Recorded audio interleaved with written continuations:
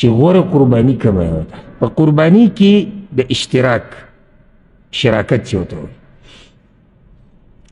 څو کسان شریک کېدی شي په پیسو کې او په ثواب کې. ګوره شراکت دوه قسمه ده، یو شریک کېده په څه کې؟ په پیسو کې، په برخه کې، او یو شریک کېده په ثواب کې. دواړو کې فرق دی ګوره، او دې تفصیل به ذکر کوو. چې ډېر خلک دا خبره کوي چې رسول صلی الله علیه وسلم به چې کله د لوی اختر منزلت و نو روجه به وه، بیا به د روجه ماتوله د دغه څاروي په اینه باندې کوم چې به قرباني. د یو ورور سوال کړی دی او ډېر ناشنا سوال یې کړی دی. وی یو کس وي چې دا دین اسان دی، دا د مولیانو ګران کړی دی. دین اسان دی، مولیانو ګران کړی دی. د اختر په سحر دومره رش او ګڼه او د څارویو بد حال جوړي، نو که د شپې سړی قرباني کوي، خو دا که الله دپاره قرباني کوي نه دي کیسې. او زه به ورسره دا ټکې زیات کړم. مطلب یې دا چې لکه سینه پراخه ساته، دومره سختي موږ سره څه راکړي. سحر کې او شپه کې څه فرق دی؟ یا سحر 8 او 9 بجې څاروي حلالول، یا د شپې په 10-11 بجې راڅبلول او حلالول. مولیانو سختي جوړه کړې. جواب د دې مسلې ګوره یاد کوي. د یو ورور سوال کړی دی که یو سړی د څاروي په ځای پیسې خلکو له ورکړي. د یو ورور سوال کړی دی، دا ډېر اهم سوال دی چې د څاروي عمر به څومره د قربانۍ د څاروي. د ورور سوال کړی دی چې د یو څاروي ښکر لږ ماتي، په ده قرباني کېږي که نه؟ د مړي د طرف نه قرباني کوي. دا بار بار دا خلک تپوسونه کوي. سوالونه خو ډېر زیات د قربانۍ په باره کې هغه وروڼو او خویندو کړي دي، خو ما یو خو اهم سوالونه راجمع کړي دي، او بل چې تکرار پکې نه یو مسله بار بار تپوسېږي نه، بس یو پیر تپوس شي کافي دی. او اهمه مسله هغه مسلې چې هغه په قربانۍ کې ډېرې اهمې دي. اولنی سوال دا بار بار د دې تپوس کېږي، او هغه دا دی چې غوره قرباني کومه یوه ده؟ یعنې قربانۍ کې غوره څاروی هغه کوم یو دی؟ دا مطلب دی. اول خو دا مسله یاد ساتئ چې قرباني نه کېږي مګر په بهیمة الانعام باندې. بهیمة الانعام الله سورة الحج کې ویل یذکر اسم الله علی ما رزقهم من بهیمة الانعام. هغه 8 قسمه څاروو ته ویلی کېږي چې د هغې ذکر قرآن کې هم راغلی. هغه اوښ دی، نر او ماده، 2 شو. او بیا غوا او غوایي. او تحقیقي قول مطابق په میخه باندې هم قرباني کېږي، ځکه چې دا د غوا یو قسم دی. دا 4 شو. بیا ګډه او ګډه، بیزه او چیلې یا پیسه، دا شو 8. دې ته بهیمة الانعام. د دین علاوه په بل څاروي باندې قرباني نه کېږي. او خو دا مسله یادول پکار دي. بیا په دې کې غوره کم یو دی؟ دې کې د علماو 2 قوله دي. یو قول دا دی، دا د امت د اکثر علماو دی، دلایل په رڼا کې دا مضبوط ښکاري. هغه ده چې ټول نه غوره قرباني هغه ده چې سړی په اوښ باندې قرباني وکړي، بیا غوا، او بیا ګډ، او بیا بیزه. په دې ترتیب سره دلیل هغوی دا ورکوي. په صحیح بخاري صحیح مسلم کې حدیث تاسو به اورېدلی نه. رسول صلی الله علیه وسلم وایي چې څوک د جمعې په ورځ غسل وکړي او وختي لاړ شي په اولني وخت کې، فکأنما قرب بدنه، لکه ده چې د الله دپاره اوښ قرباني کړو. بیا چې په دې دویم وخت کې څوک لاړ فکأنما قرب بقره لکه دې چې غوا الله دپاره ورکړه. په دریم وخت کې چې څوک لاړ فکأنما قرب کبشا اقرا لکه دې چې ښکرور ګډ د الله دپاره ورکړی. نو دې ترتیب په رڼا کې هغه ووي دلته ګوره د اولنی انسان چې لاړ د وختي نو دته اجر ډیر ملاویږي او د ډیر کوشش کړی دی. نو کوشش یې داسې لکه ده چې اوښ ورکړی نو اوښ ډېر غوره دی. هلته دی وختي لاړ کړ وختي تلو کې قرباني ډېره ده. نو دغه شان په اوښ حلالولو کې د الله دپاره دي کې قرباني ډېره ده. ورپسې بیا اوښ شو نو بیا ګډ شو. او بله ده چې ګران هم دی لکه دغې طرف ته وګوري چې غوښه هم ډېره ده خو دې بل طرف ته که ته غواړې چې دا ګران هم دی. او یو حدیث دی د ابوذر غفاري رضی الله عنه امام احمد راوړی دی هغه تپوس کړی د رسول الله صلی الله علیه وسلم نه وایي ای الرقاب افضل دا موږ چې دا غلامان او مریان ازادوو په دې کې کم یو ازادول ډېر غوره دی. ته چې غلام ازادې دا خو یو غټ عبادت دی خو کم یو رسول صلی الله علیه وسلم ورته اغلاها ثمنا وانفسها عند اهلها کم یو مری چې ګران او د مالک په نیز ډېر ګرانې قدرمنې. ته چې کوم مالک نالي هغه ته دا مری ډېر عزتمن او قدرمن دی. نو چې ډېر ورته ګران دی نو هغه خرڅې هم ګران. نو وایي دا مری چې ته آزاد کړې دا ډېر غوره دي په نسبت د دې نورو د ازادولو. د دې نه دا مسله راووته چې څاروی ګراني الله رب العزت تعالی اجر درکوي. نو ځکه دلته راته دا مسله ذکر کومه دا منځ کې فایده راغله. هر څومره ګران څاروی چې والي د الله لپاره کړه د هغې تذکیري بیا چاته مه کوه ځکه چې دا زمونږ د عبادت دا زمونږ د الله سره تجارت دی دا د خلکو سره نه دی. ته بیا تذکیري کوې یو ته کښېنه او بل ته او په قصد دا موضوع رااچوې چې څاروي اوس هم ګران شوي دي او چې موږ ورلګو په 3 لاکه او په 4 په 5 الله دې کړي چې په 10 لاکه دې اخیستی خو د الله دپاره دې اخیستی. نو چې د الله دپاره دې اخیستی نه تذکیرو ته ضرورت شته نه تصویرانو ته ضرورت شته نه ویډیوګانو ته ضرورت شته نه خلکو ته بیانولو ته ضرورت شته الا دا اوس یو ځای کې بس راغی خبره وه چلېده تا پکې خبره وکړه څه خبره نه ده. نور حتی اوسه کوشش دا پکار دی چې سړی خپل عبادت پټ ساتي. ته چې قرباني ورکړې قرباني وایي څه ده اول خو په دې معنی ځان پوه کړي.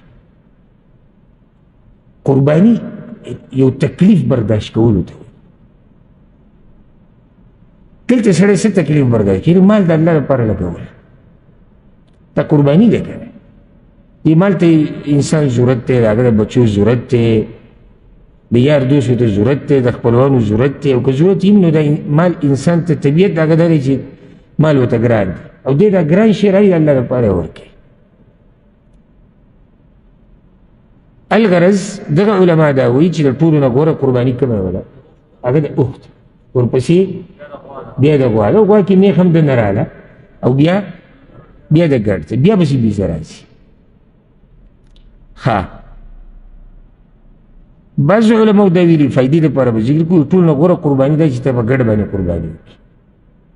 دلیل هغه ووایي رسول صلی الله علیه وسلم په ګډ قرباني کړې ده.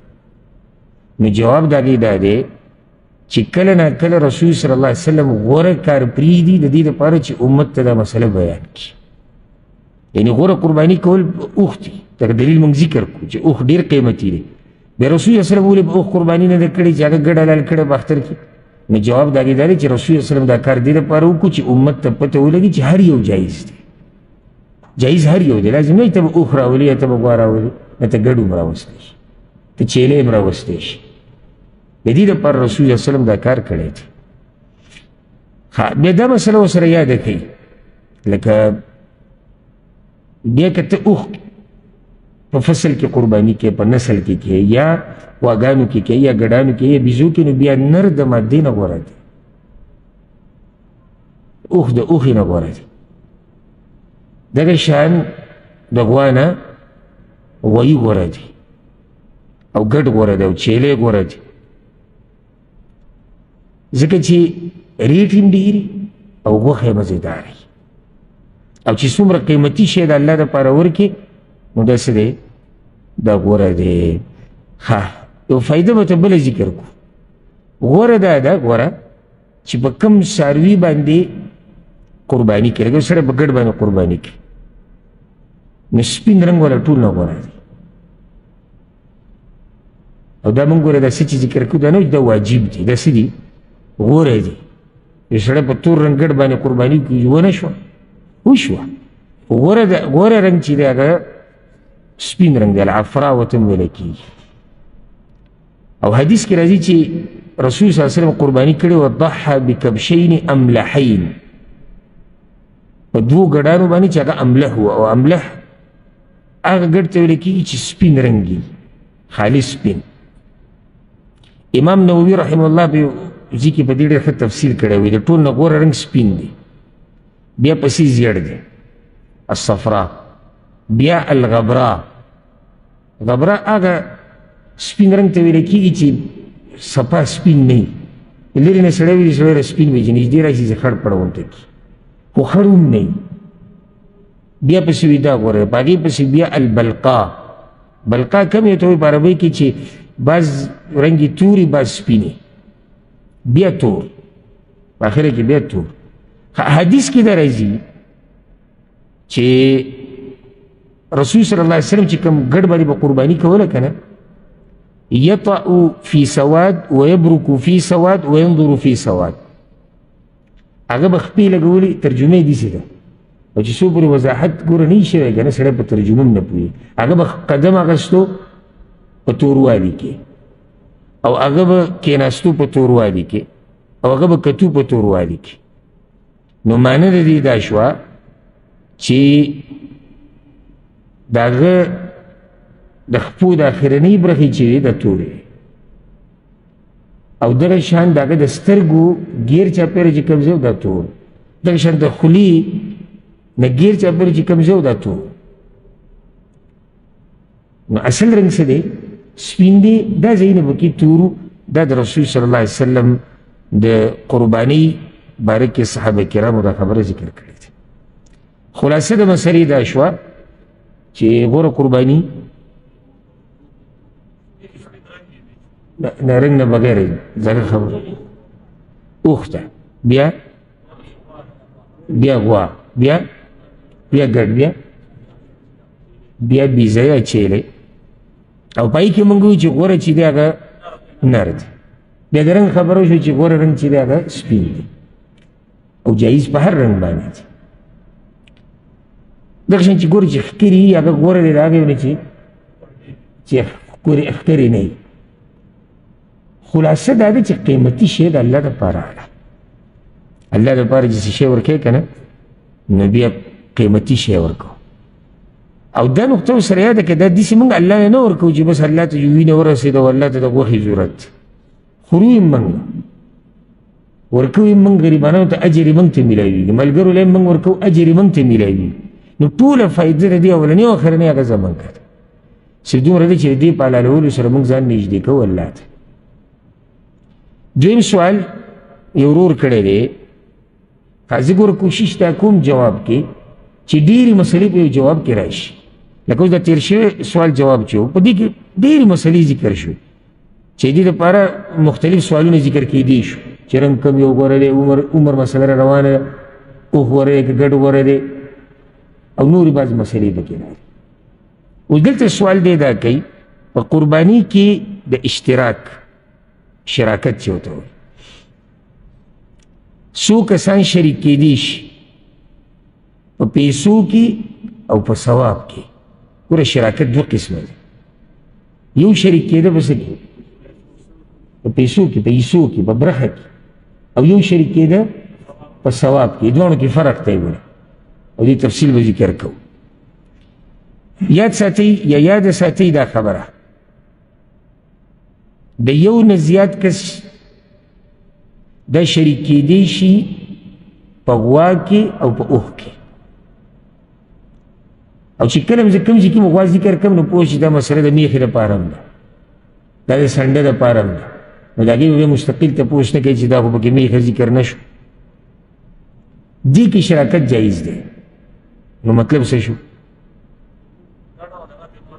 یعنې ګډ او بېزتي ووایو.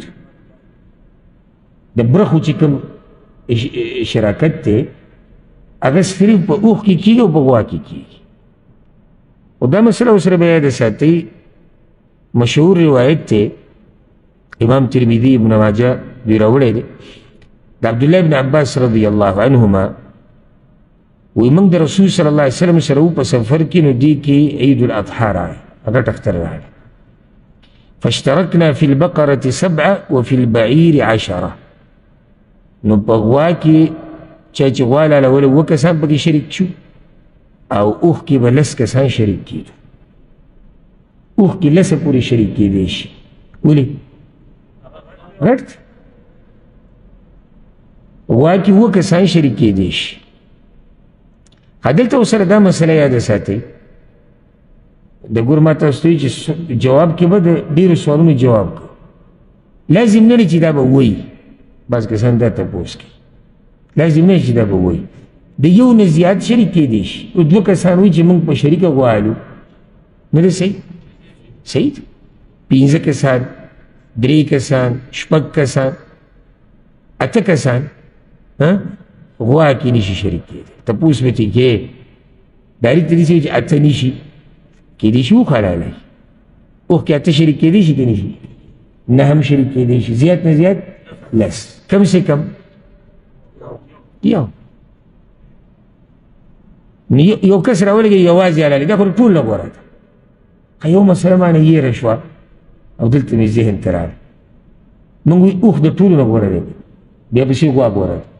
دا هله چې کله مستقلي ګورئ، چې کله مستقلي د بل چا پکې د سره برخه نه وي، دا هغه مسله ګورئ زما ذهن نه وتې.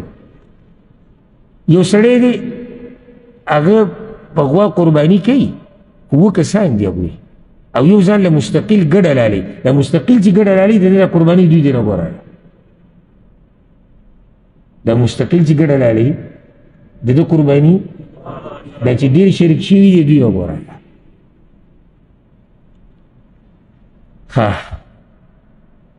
په ګډ کې یا په ګډه کې په بیزه کې دي کې د یو نه زیات نشي شریک کېدی، بس یو کس به کوي. اوس راځو د ثواب مسلې ده. ثواب کې ډېر خلک شریک کېدی شي، لکه امام ترمذي دا روایت راوړی دی چې یو ګډ د یو اهل بیت نه کافي کېږي، د یو خاندان نه کافي کېږي. د جابر رضی الله عنه روایت ته امام ابو داود راوړی دی، وی شهدت مع رسول الله صلی الله علیه وسلم الاضحى بالمصلى.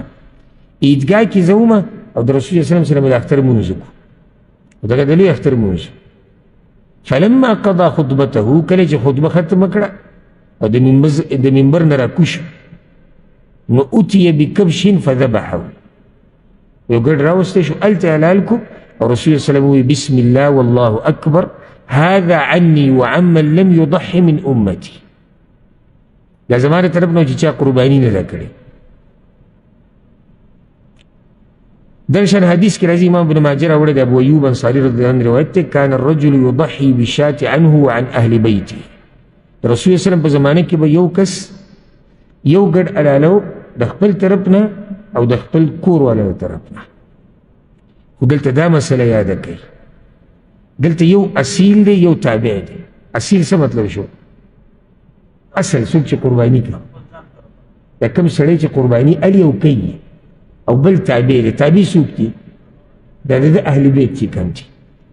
ثواب کې دوی شریک کېږي د سره، ثواب کې په هغه برخو کې نه چې لکه څنګه چې په اوښ کې 10 کسه شریک کېدی شي یا په غوا کې 2 کسه. دلته یو سړی چې ما ګډ راوستی دی، موږ ټول پکې شریک یو، په هغه اعتبار سره نه. په کوم اعتبار سره شریک دي؟ د ثواب په اعتبار سره. ورسره دا یاده کوي بیا د اصیل چې کوم اصل دی د ده ثواب ډېر دی د تابع دی. لکه پلار قرباني کوي، نو د ده بچي، د ده ښځې، د ده مور پلار کوي، دا ټول په دې کې دننه رالو، په ثواب کې د ده سره برخدار شو. خو دومره ده چې د هغوی ثواب او د ده ثواب یو امره نه دی، ثواب د دوی یو شان نه دی. والله اعلم. دا ورو سوال کړی دی او موږ داسې نشو ویلی چې دې جوابات تېر شوي کال شوي دي، خو همدغه مسلې دا بدلېږي خو نه. او سوالونه هم دقه دي. یعنې ته هر ځای ته ورشي، هر دور له ورشي، د قربانۍ په باره کې سوالونه هم دقه دي معروف. نو یو سړی داسې نشي ویلی چې یاره دا خو بار بار دا سوالونه هم دقه به کېږي، روان کال هم دقه کېږي، بل کال هم دقه کېږي، او د هر عالم دقه سوالونه کېږي. ځکه چې د قربانۍ سره چې کومې مسلې تعلق ساتي هغه معروفې دي، یو څو مسلې انسان مخې ته راځي. دا مسله ده چې ډېر خلک دا خبره کوي چې رسول صلی الله علیه وسلم به چې کله د لوی اختر منزله تو نو روجه به یې وه، بیا به یې دا روجه ماتوله د دغه څاروي په اینه باندې کوم چې به قرباني کوو. نو ده تپوس کړی دی چې دا صحیح ده که نه ده. ګوره اول دا خبره یاده کوي دا صحیح ده چې د رسول الله وسلم دا طریقه وه. حدیث کې راځي، امام ترمذي راوړی چې کله به د وړوکي اختر منزله تو نو د هغې نه مخکې به یې څه وخورو، کجوره به یې خوړه. ولې چې د خلکو ته پته ولګي چې ګوره روژه ختمه شوې ده. ولا يطعم يوم الاضحى حتى يصلي، او خوراک به نه کوو د هغه وخته پورې چې څو پورې به لمونځ نه وکړي. د دې منزله باید به قرباني کول. دې ته روژې سړی په دې اعتبار سره ویلی شي چې ځان یې لږ ساعت د خوراک نه بند کړی، دا هغه روژه نه ده. هغه روژې چې کومه ده شرعي خو د سحر د راختو نه نور ډوبېدو پورې، دلته وقتي طور څه وخته پورې ځان د خوراک څښاک نه بند کړی. یو روایت کې راځي ولا يطعم یوم النحر حتی یذبح، د اختر په ورځ به خوراک د هغه وخته پورې نه کوو چې څو پورې به یې څاروی حلال کړی نه. ورسره یو روایت کې راځي امام احمد راوړی دی فیأکل من اضحیته، نو خپل چې کوم څاروی به قربان کو حلال به کو هم د هغې نه به یې خوراک وکړو. سوال دی چې دې کې حکمت څه دی؟ یو حکمت خو واضح دی چې اولنی خوراک خېټې ته چې ورشي هغه قرباني وښیي چې کومه قرباني د الله دپاره ورکړې ده، ډېر برکتي غوښه. بل دا چې په هغه آیت باندې به عمل وشي فکلوا منها واطعموا البائس الفقیر، الله په خپله تیم وخورئ، غریب او فقیر له تیم ورکړئ. نو اول خوراک یې په خپله وکړو. دویم حکمت دی کې دا دی د غریبانو سره موافقت. دا د خوشحالۍ ورځ ده او غریبانان چې دي هغوی سره غوښه نشته، نو غوښه به هغوی ته کله میلاویږي چې خلک قربانیان یې وکړي، نو هله به هغوی ته غوښه هم میلاو شي، نو هغوی خوري. نو رسول صلی الله علیه وسلم د هغوی په شان ځان کو، نو چې څو پورې هغوی غوښه نه ده خوړلې رسول صلی الله علیه وسلم نه ده خوړلې، چې دا خوشحالي زموږ یو ځای شي. دې ته وایي د غریبانانو درد محسوسول، د غریبانانو هغه ژوند محسوسول کوم چې هغوی تېروي چې نن سبا زموږ نه تقریبا ورک دي. چې سړی دا محسوسه کړي چې که نه کله ناکله سړی ځان سره پروت وي او دا سوچ وکړي یا ځان له ناستې سوچ وکړي، په سړي غونه یې ځي چې دا اختر روان دی، موږ سره غم دی د بچو او د ښځو او د مور پلار او کوم څاروی به راولي او څنګه به راولي، او داسې خلک شته چې هغوی د ډوډۍ درک نه لري. هغوی بچي په دروغو راټینګ کړي دي، یو ته وایي تاله به دا والم، بل ته وایي تاله به دا والم، دروغ ورته وایي. هغوی بچي په دروغو راټینګ کړي چې تاسو له به غوښه راوړو، تاسو له به دا راوړو، دغه به راوړو. د دوی چې څو پورې موږ یو بل نه محسوس کړی، موږ هغه ورورولي نه ده قایمه کړې کوم چې موږ ته اسلام او شریعت ښوولې ده. رسول الله صلی الله علیه وسلم څه وایي؟ مسلمان او د مسلمان مثال داسې دی لکه یو بدن. څنګه؟ یو بدن کې چې په یو اندام باندې درد راشي نو ټول بدن ته تکلیف وي، نو چې یو مسلمان باندې تکلیف راشي پکار چې په ټولو باندې دا تکلیف وي. او دا زه ښه ډاډه یم، دا مې چې شکي خبره ده چې دا خوی په ډېرو لږو مسلمانانو کې پاتې شوی دی. موږ بس دکه غم دی چې زه زما بچي، زما ښځه، زما مور پلار، او زه بس چې زه موړ یم په خېټه او زه برابر یم، نور په تندر مه لګوه. دا اوس ښه موقعه روانه ده چې موږ پکې د یو بل تپوس وکړو، موږ د غریب تپوس وکړو، بچو له جامې الو، غریب له ورسره یو جوړک به ووایلو، هېڅ پې موږ نه ځي، هېڅ پې نه ځي. غوښه تقسیم یې کړه په دې غریبانانو کې، فریزرو کې او په دغه کې سلیک دی راوی با سوری که دی غریبانانو لا خصوصا نن سبا چې کم حالات اقتصادي زمونږ د علاقو هغه ډېر خراب شوي دي ښه درانه خلک هغوی کور کې درک د ډوډۍ نه لګي خو هلته دا دی چې پښتنو له الله یو دا خوی ورکړی ده ټولو له نه خو اکثرو له الله دا خوی ورکړی چې هغوی د خپل عزت ډېر خیال ساتي غږ نشي کولی وینا نشي کولی ما ورته پکار دی چې اندازه ولګو که نو دا موقع ده رسول صلی الله علیه وسلم به ولې دا خوراک لیټ کو چې د دې غریبانو سره ځان یو شي چې ګوره تاسو هم څه نه دي خوړلي ما هم ګوره لا څه نه دي خوړلي چې تاسو غوښه وخوړه ما دا غوښه وخوړه موږ یو شان شو خو دې ورور دا سوال کړی دی چې اینه به خورې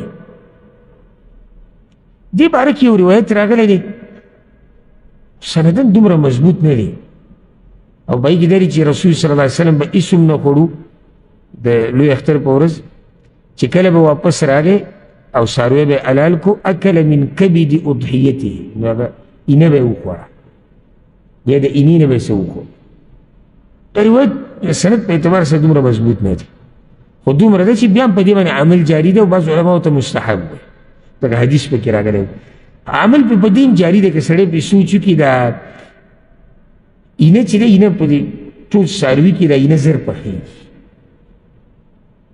خونې مزېداري په معده باندې هم سپکوي یعنې اوس یو سړی دی څه نه دي خوړلي او په دې صورت باندې عمل کوي سهار مانځره به دغه څه نه دي خوړلي بیا قرباني وکړو ډایرکټ غوښه خوري نو کېدای شي چې په معده باندې څه شي بوج شي اینه دا دی چې اینه د غوښې په مقابله کې هغه په معده باندې بوج کېږي نه نو که په دغه اعتبار سره څوک خوري نو دې کې څه حرج نشته عامو خلکو چې سوچ وکړي دغه طریقې د اول ته څه وي اول به تې د اینه وي زر زر کور ته ولېږي دا تې پخه کړي نو اینه تې وخوري بیا یې ورور سوال کړی دی او ډېر ناشنا سوال یې کړی دی وی یو کس وي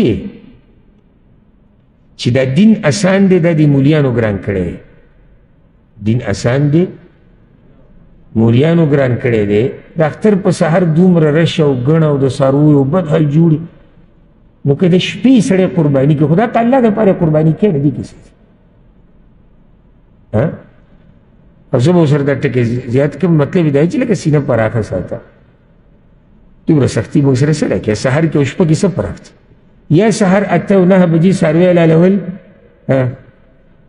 یا د شپې په 10 11 بجې راڅبلول او حلالول مولیانو سختي جوړه کړې جواب د دې مسلې ګوره یاد کړئ عالم سره ذره برابر اختیار د الله په شریعت کې نشته ذره برابر عالم خو پرېږده د امت چې کوم علما دي د رسول صلی الله علیه وسلم سره اختیار نشتی چې د خپل طرف نه زیاتې کمې په دین کې وکړي بل بچا سره پیغمبر سره اختیار نشتی د پیغمبر کار څه دی به څه چې ورته الله ویلي هغه بیان بلغ ما انزل الیک بس اوس علماو ته د دې پیغمبر وارثان ویلی شوي دي که نه نو د دې وارثانو څه کار شو بیا دین بیانو که نه دین کې نوي مسلې راویسته دا اصطلاح غلطه ده چا ویلي چې یو عالم که یو مسله کې خطا شوی یا قصدن یا ناپوهی هغه دا کار کړی دا به چې ته یو فرد دو کار دا کار کړی نور عالم پرې د عالم نیکه په دین کې سختی نشي راوستی چې الله به دې سختی نه جوړ کړي دویمه مسله دا یاده کړي موږ ځان ته بندګان د چا وایو د الله او د بنده کار څه دی خبره منل د مشر ته چې د چا بندې هغه چېرې ته څه وي هغه به کې هغه رب د دې قربانۍ وخت مقرر کړی او هغه وخت دی 4 ورځې دا لوی اختر د 4 ورځې ګر که بعض علما 3 ورځې یادې خو نه تحقیقي قول دا دی او مشهور هغه دی چې د 4 ورځې شروع کېږي دا وخت د اختر د منځه نه بعد ختمیږي په 4مه ورځ د نور ډوبېدو سره بس مړه دین دومره ګران خو نه دی موږ به په دې 15 وکړو که نه بازار به هم خالي ریټ به هم را کم شوی. څه خیال دی موریانو سختي جوړه کړې ده. یا وختي به وکړو لکه دا یار چې وایي چې څه ټایم به وکړو د شپې به وکړو نو چې خلک مانځه نه راځي نو دوی به د ګډ نه موتي دوی کار به مخکې کړی. دې کې د هېچا دا اختیار نشته چې به ګوتې ووایي. یو حدیث را روان دی یو مسله کې زه به ته ذکر کړم. یو صحابي راغی پر رسول الله وسلم پسې یا رسول الله کله چې رسول الله وسلم مونځ کو قرباني شروع کړه که نه څاروی حلالو یا رسول الله ما خو د منځ نه مخکې حلال کړی. پیغمبر ژوندی دی دې ټیم کې دا سړی د مسلې نه خبر نه دی. رسول الله وسلم ورته ګډ ستا د غوښې ګډ دی کور له دې غوښه راوړې ده بس کور له دې غوښه راوړې ده قرباني دا د مانځه نه بعد ده. د رسول الله وسلم سره دومره ګنجایش نه و چې دې مسله کې ګوتې والی وی او داسې ویلی چې سړي ته پته نه وي زه خیر دی داسې زه خیر دی داسې زه هغه داسې زه دا داسې نه. ځکه چې رسول صلی الله علیه وسلم په خپله حلال او حرام نشي کولی دا کار دی دغه حلال او حرام موږ ته بیانول چې الله ورته بیان کړي دي. ورسېدی به دې مسله که نه نو د وخت نه مخکې قرباني کول غوښې دپاره کور ته غوښه راوړې او حدیث کې راځي صحیح بخاري صحیح مسلم کې من ذبح قبل الصلاة فإنما يذبح لنفسه چا چې د منځ نه مخکې څاروی حلال کو نو د ځان دپاره حلال کو. ومن ذبح بعد الصلاة او چا چې د منځ نه بعد څاروی حلال کو فقد تم نسکه نو د ده عبادت پوره شو. دقه شان الفاظ دی حدیث کې د دې نه اخوا پکې څه ګنجایش دي خبرې دې کې مولیان ګوتې نشي وهلی. نن سبا په دې سوشل میډیا باندې په علماو پسې دا خلک لګیا دي چېرته یو کس مړلی وي هغه چې ته رباب پسې خفه و غریب پسې چل شوی زړه ټک کړی چاودلی څوک هلک به مزې قصې نه نه زه پرون دې قصې نه خبر شو وایي څو ورځو چې مې کتو رباب کته او رباب بره ما یې داسې به خلک لګیا یې هوا به رالوتي په پښتنو باندې د رباب ځکه چې اختر را روان دي. بیا نن مې دا مسله وکتل چې دا څه قصه ده نو دا یو هلک چېرته مړلی و او رباب ورسره و رباب نه منع کړی و او بیا چې دی مړ شوی دی او په دغه غم کې مړ شوی دی. نو اوس رباب او رباب والا هغوی د خپل خفګان او غوسه ټوله په علماو وباسي. بلکې لا نن مې یو ویډیو وکتل چې د هغه په غم کې د هغه هلک په غم کې ډمان راوستي دی او رباب ټنګوي او چې د چا زړه پرې خفه کېږي یو زړه دې ټک وکړي وچي نو زموږ زړه بېڅه خفه کېږي. لکه یو سړي اوس ډمان راوستي او کېنولي د مړي په موږ چې ورته بعضو ته فاتحه وایي یا لاسنیوکې په لاسنیوکې ناست دي دغه وایي رباب موږ به خفه کېږو او زموږ زړه به ټک کوي چې دا به کومه خوش نصیب وي چې هغه مړلی او خلک پسې باجه وایي رباب پسې وایي دا خو طبعي طرف ته روانېده دي. په خبره ځان پوه کول پکار دي چې الله رباب نه حرام کړی که نه علي مې نشي حرام کول دا یاده کړئ او الله حرام کړی دی نو نور داسې بچی نه دی راوړی سره د پیریانو او انسانان او ملایک او چې څومره مخلوقات ترې راجمع شي دوی نشي حلالولی ځکه چې رب حرام کړی دی. نو خبره مې دا کوله چې د علم په یو شي حلالولو حرامولو کې څه کار نشتی بس دی به پیغام د الله رسوي خلکو ته. د ورو سوال کړی دی که یو سړی د څاروي په ځای پیسې خلکو له ورکړي غریبانانو باندې پیسې تقسیم یعنې څاروی میلاویږي مثال کې په 100,000 روپۍ دې 100,000 روپۍ راوالي او خلکو له یې ورکړي غریبانو له یې ورکړي دا به صحیح نه. ګوره دا خبره یاده کوي قرباني عبادت دی دا خو موږ ټول منو که نه که نه مني که نه مني عبادت دی مستقل عبادت دی وخې راغلی دی طریقې راغلی ده مسلې راغلی دي او حدیث کې داسې راځي رسول الله وسلم چې څوک داسې عمل وکړي چې دین کې اصل نه هغه عمل مردود دی. چې یو عبادت الله تفصیل بیان کړی دی او طریقې موږ ته ښودلې ده، ما ورته پکې ګوتې نشي وهلی چې یاره غریب ته خو د پیسو ضرورت نه دی. دا بعض په دې سرسایه کې هم دا کیسه شروع کړي، یاره غریب ته به د پیسو ضرورت نه وي،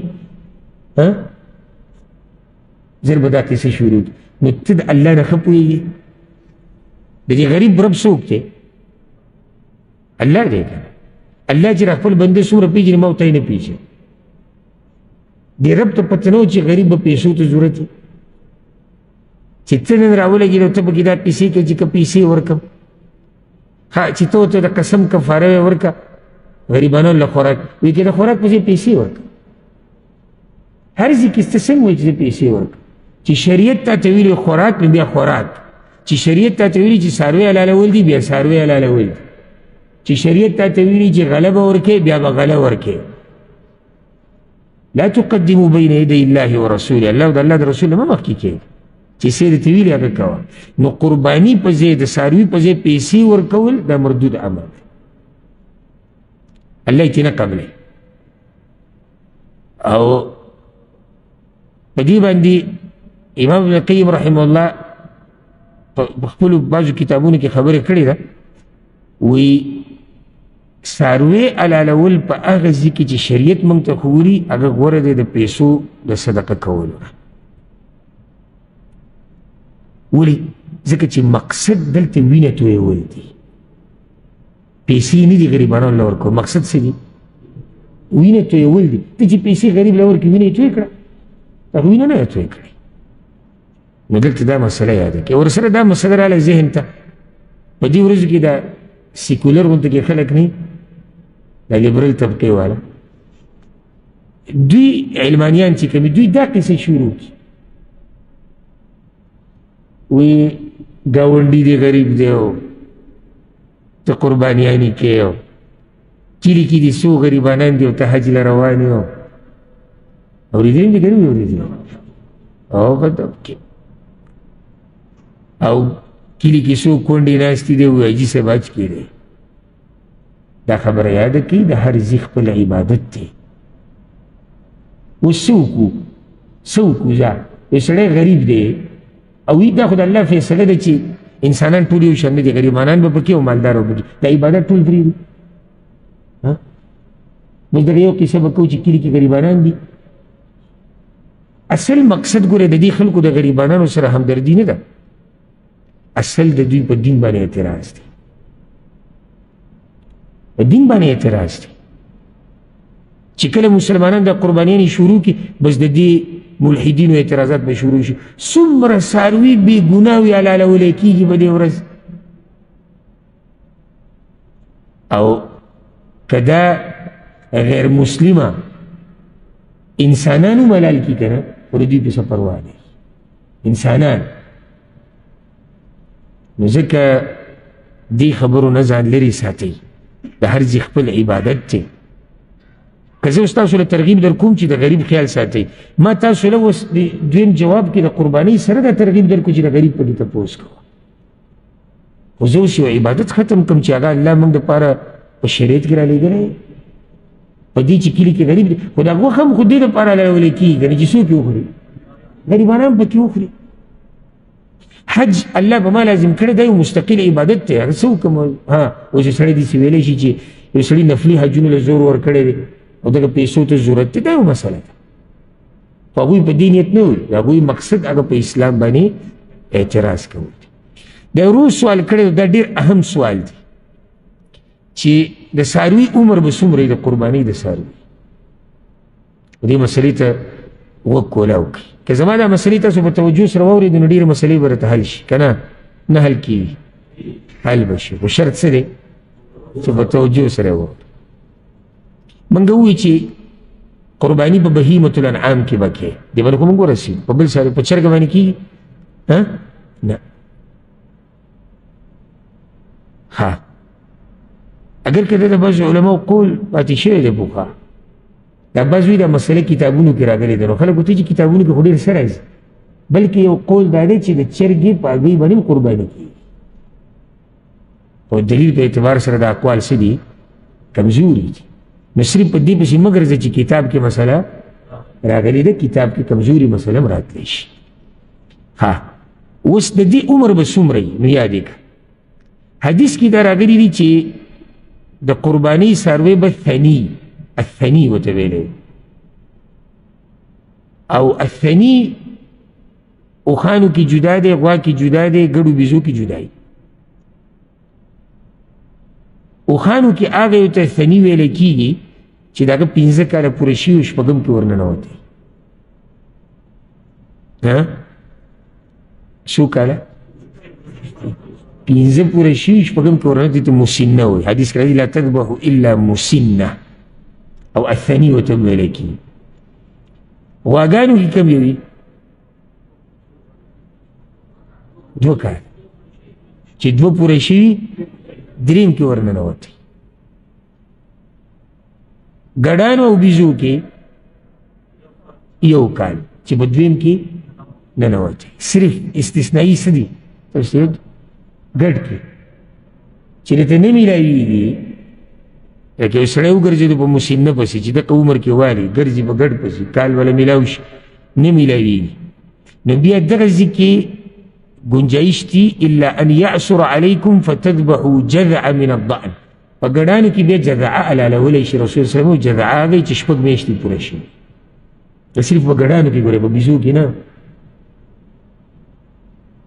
صرف دا گنجائش ته چا دپاره دی چې هغه ته مسنه میلاو نه شي. ورته میلاو نه شو نو هغه ته د گنجائش شتي چې هغه په ګډانو کې کم یو حلال کړي چې 6 میاشتې پوره شي.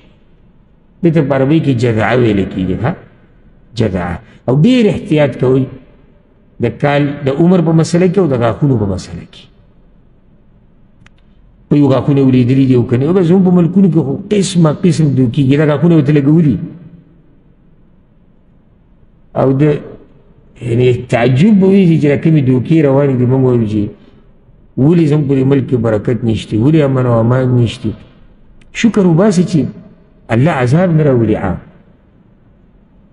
یعنې د مادې نه به یې نر جوړ کړی. ګډی په دې خرڅ کې چې داسې شی دی ګډ دی چې کور ته نه وي چې ګوره ګډه. بیزه به یې په د هغې نه څه جوړ کړی؟ سیرلی ته جوړ کړی. او خوشحاله را روان چې کور کې وګوره هغه بله قصه ده. او د الله نه یېرېدونکي خلک ډېر لږي په دې میلو کې ګورئ. دې مقصد څاروی خرڅول دی، دا قسمونه دا دیسي او دا مې د هغه ځای نه راوستی او دا مې دغه ځای نه راوستی. نو ډېر احتیاط کوئ ځکه چې عبادت دی. مونږ پې الله ته ځان نږدې کوو، نو چې الله ته پې ځان نږدې کوو نو بیا پکې احتیاط هغه پکار دی. دا روز سوال کړی دی چې د یو څاروي ښکر لږ ماتي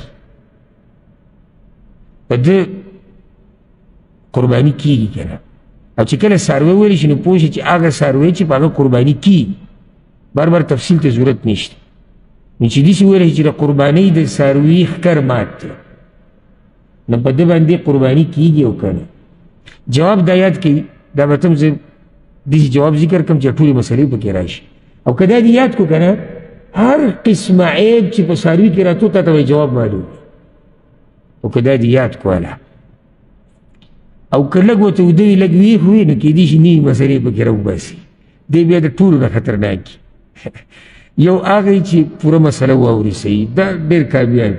یو هغه چې د سر یې وانه وړي لا له ولا علیه، ده د په خپله پیدا وکړه او د بل ته رخصان رسولی شي او ځان له رخصان ورکړو. خو دا چې څه واوري او څه وانه وړي دی جاښه جوړی. ځکه چې هلته خو هغه یو ټکی اورېدلی باقي تفصیل یې پسې نه دی اورېدلی. په چې بهر ته وځي یو نوي مسله سټارټه کړي. نن خو خبر نه شوې که نه، وویلی شو درس کې چې د چرګې په هګۍ باندې قرباني کېږي. که دا اوس داسې کېدای شي زما هغه خبره اورېدلې چې یو قول د بعضو علماو دا دی، خو دا قصې نه ده اورېدلې چې بیا پسې ما څه ویلي دي. بس اوس خوشحاله دی چې په هګۍ باندې هم څه کېږي قرباني کېږي. دا نوې مسله راووته. نو ځکه مسلې ته غوږ په توجه سره ایږدئ.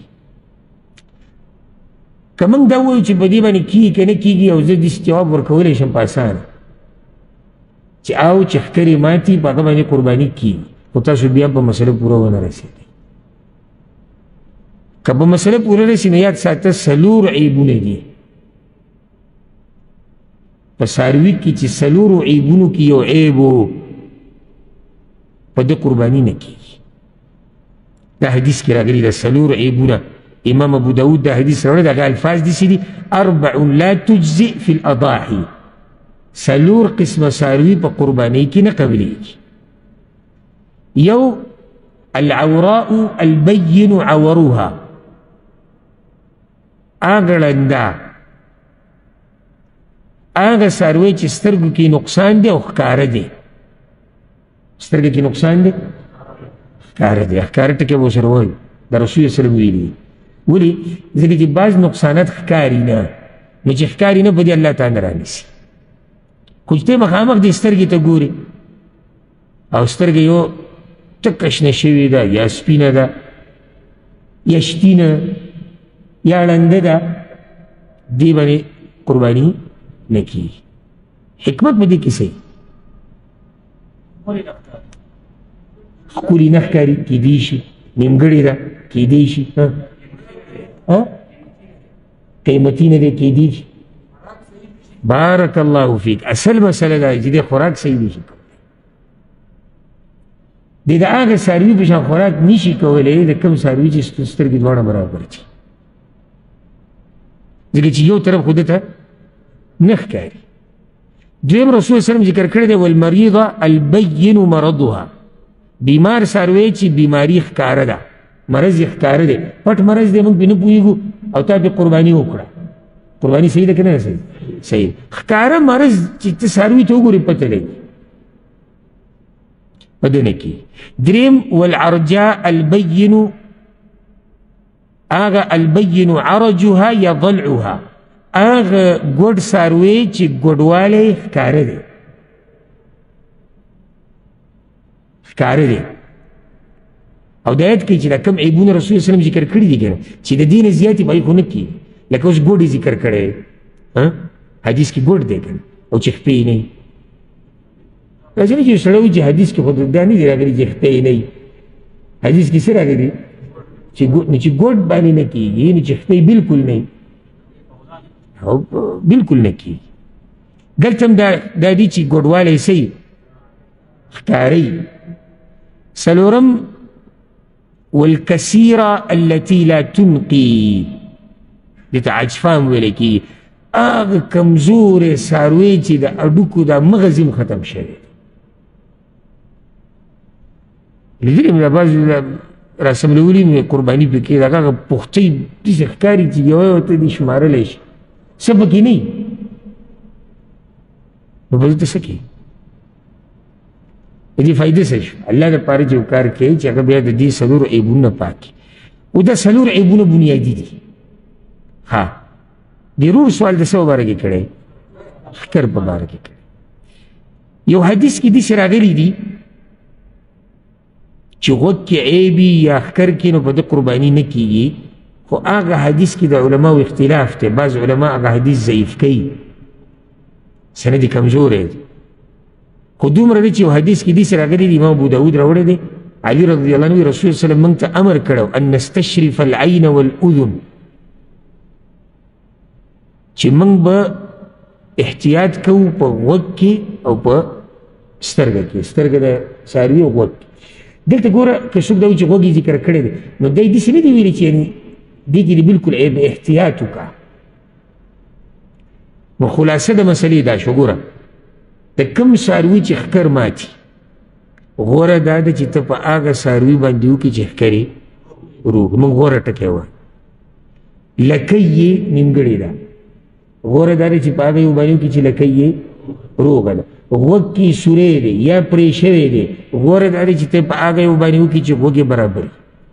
چې څومره څاروی کاملي دومره قرباني غوره ده. خو دغه څلور عیبونو کې ګزارې نه کېږي کوم چې ما په اوله کې ذکر کړو. څلور کوم یو دي؟ چاته یاد دي؟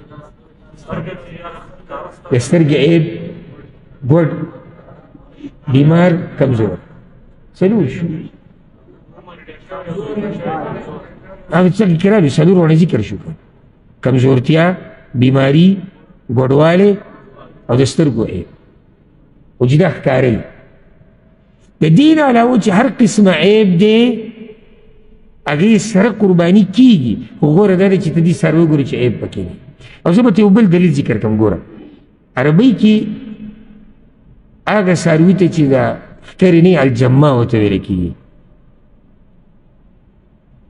په دې باندې قرباني کېږي چې د کوم څاروي ښکر نه وي په هغه باندې قرباني کېږي. نو چې مات وي دا ښکر شتي خو مات دی، په ده به نه کېږي، په ده بلکل کېږي. ګوره چې بلکل نشتي په هغه کېږي. نو چې ښکر شتي خو لږ نقصاني دی، مات دی، په ده باندې خو به قرباني کېږي. پوه شوئ که نه؟ ها اخرنی سوال به دا ووایلو د مړي د طرف نه قرباني کول دا بار دا خلک تپوسونه کوي. شیخ الفقیه محمد بن عثیمین رحمه الله په دې ډېر تفصیلي لیکل کړي د هغې وزي کې دا خبره ذکر کړې ده. اصل دا دی چې قرباني الله رب العزت مشروع کړې ده د ژوندو دپاره، دا د مړو دپاره نه ده چې دا به د مړو دپاره، دا اصل کې ده د چا دپاره؟ ژوندو دپاره. بیا تقسیم ګوره علماو داسې کړی ده، که دا تقسیم یاد کړې مسله به ته ټوله حل شي. د مړو د طرف نه قرباني کول درې قسمه ده. یو چې د اصل کې قرباني د خپل طرف نه کوي او مړي پکې ځان سره تابع کوي چې هغوی په ثواب کې شریک شي، دا جایز دی. لکه یو سړي مور پلار مړه دي او دې قرباني کوي په دې نیت چې الله یې ماله ثواب راکړي او زما مور پلار نه، دې چې یو قرباني ته وکړي اهل بیت پکې شریک کېږي، د مور پلار پکې نو ثواب کې شریک شو، دا جایز دی. ځکه چې دلته د مړي تابع کړي دي، هغوی مستقل قرباني وله نه ده کړې. دویم مړي وصیت کړی دی چې په ما پسې به قرباني کوي، وصیت پوره کول چې ګناه پکې نه واجب دی، دا دویم حال شو. دریم مستقل قرباني دی د مور پلار لپاره یا د ښځې لپاره یا د رور خور دوی لپاره کوي، هغه مړه دي، دا جایز دی. یاد یې کړه جایز دی او غوره نه دي. غوره ولې نه دي؟ ګوره موږ د الله بندګان یو او د رسول صلی الله علیه وسلم تابعدار یو. الحمدلله رسول صلی الله علیه وسلم په خپل ټول ژوند کې مستقل قرباني د مړي لپاره نه ده کړې، او صرف هغه نه، بیا صحابه کرام هم نه ده کړې. که څوک وایي چې دا ښځه ما ته ډېره نږدې ده او دا مور پلار ما ته ډېر نږدې دي، نو ولې د رسول صلی الله علیه وسلم په ژوند کې د هغه بچي نه دي مړه شوي؟ بیبیانې نه دي مړې شوي؟ هغه تره حمزه رضی الله نه دی مړ شوی؟ نور داسې خواږه د هغه قدرمن ملګري نه دي مړه شوي؟ خو د یو پسې هغه مستقل قرباني نه ده کړې. موږ دا نه وایو چې دا حرام دی او نه کي، جایز خو کېږي، یو سړي قرباني وکړه الله به له ثواب ورکړي، خو غوره طریقه نه ده. هر هغه عمل غوره دی چې هغه رسول صلی الله علیه وسلم کړی ده. موږ په هره خطبه کې اورو وخیر الهدي هدي محمد صلی الله علیه وسلم، حدیث کې راځي، او غوره لار هغه د محمد صلی الله علیه وسلم لار ده، او د هغه لار ده. نو که ته وایې چې نه الله دوی له ثواب ورکړي، خو ځان سره په ثواب کې شریک کړه، ځان سره ثواب کې شریک. ښه بعضو په ځان باندې دومره ګرانه کړې ده، زما خواله راغلي ده چې مالي حالات یې کمزوري شوي دي، خو بس زه د پخوانه وي زما دا طریقه را روانه چې د پلار دپاره قرباني مستقل کړو. دې کال له مې حالات ګډوډ دي، دا اوس زه څه وکړم؟ غریب په غټ ټینشن کې پروت. نو موږ ته دا که حالات یې ښه وي، مستقل قرباني د مړي دپاره کول د رسول صلی الله علیه وسلم نه ثابت. اگر که جایز دی څوک یې وکړي کولی شي، که الله رب العزت موږ پوه کړي په قرآن او په حدیث باندې. هذا والله اعلم وصلى الله وسلم على نبينا محمد.